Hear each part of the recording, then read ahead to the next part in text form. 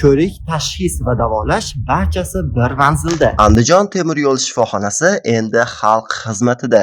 10 yildan ortiq tajribaga ega malakali mutaxassislar, zamonaviy tashxis va davolash usullari, qulay lokatsiya hamda tinch muhit sog'lig'ingiz kafolatini yanada orttiradi.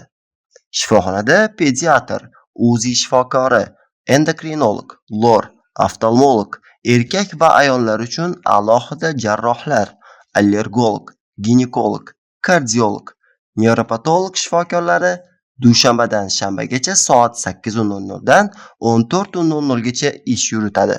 Qolaversa, zamonaviy fizioterapiya uskunalari, samarali va og'riqsiz muolajalar sizni kutmoqda.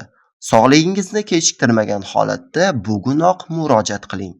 Sifatli tibbiy xizmat sizga yaqin joyda.